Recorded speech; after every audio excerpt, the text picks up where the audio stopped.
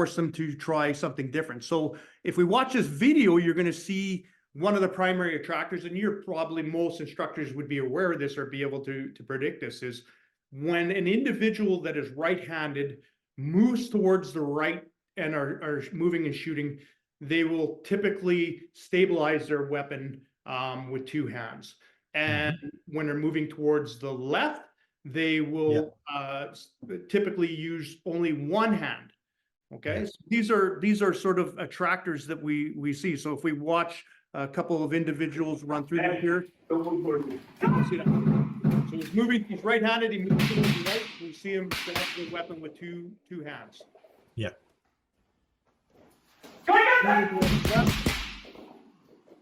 One hand. Yeah. Hey, please.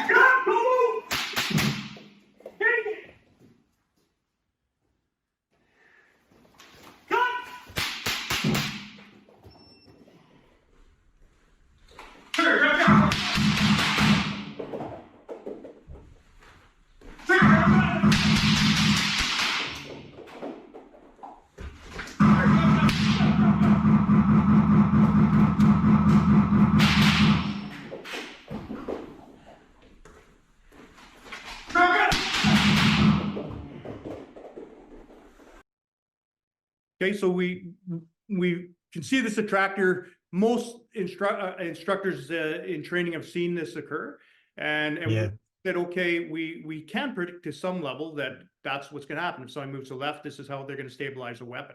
And then that actually brings up a sort of a primary invariant that we identified in a firearms encounter. The invariant in these encounters, because so many things can happen, but the one invariant is that when the barrel is aligned to the intended target, when the trigger is pulled in a close quarter encounter, it's going to hit the intended target. So we're very concerned about this invariant, because it works again both ways. If we want to avoid being hit, we have to ensure that we're constantly moving in a way that does not allow that barrel to be aligned with us when they're pulling the trigger, as we saw in the previous one. And we reverse that, is that if we want to hit the intended target to incapacitate, we have to ensure that barrel is aligned when the trigger is pulled. Now, a lot of trainers will say, no, well, that's sighting, and it's not sighting. So using your sights is just providing confirmation that your barrel is aligned to the intended target. And ultimately, at close quarters, we may not need our sights, as you're aware.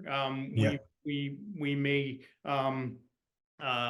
use them only when we're at distance, when we're with cover, depending on our ability to sort of have a stable platform.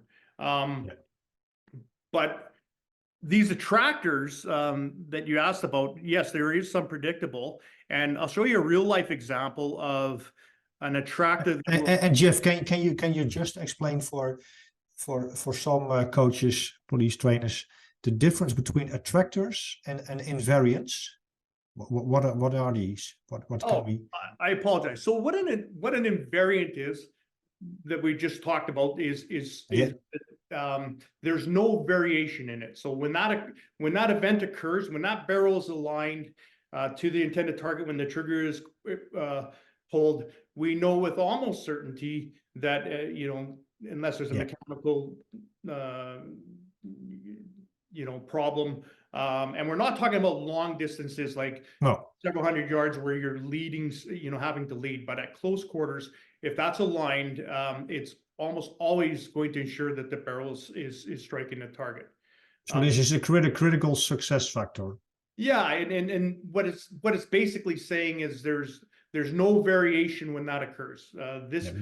Between subjects, this is the end result. Whereas everything else about that situation is so dynamic, we truly can't predict what's going to happen. But we can predict that if that barrel's if a 5-year-old is holding that barrel and pointed at me, that bullet's going to strike me, regardless of the skill level. And how does this inform our training on? How does this inform on training? Now we know that this is one of the this is an invariant. We have to be successful at that. Does it inform our training? It does, from the perspective that I mentioned earlier, that we understand that in order to avoid being hit, that we have to ensure that we move in a manner that does not allow that barrel to be in line with our body when the trigger is being pulled. So if we can get that person, as you saw in the video, being slightly behind, trying